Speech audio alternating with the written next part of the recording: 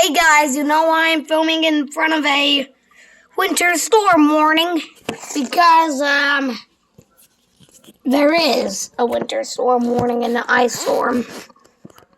So, if you live in Kentucky, this is the most horrible ice storm that you might have.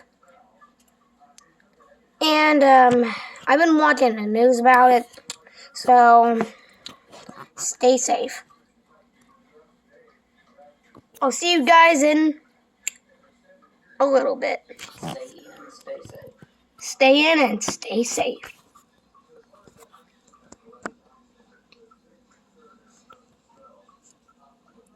Peace out, my friends.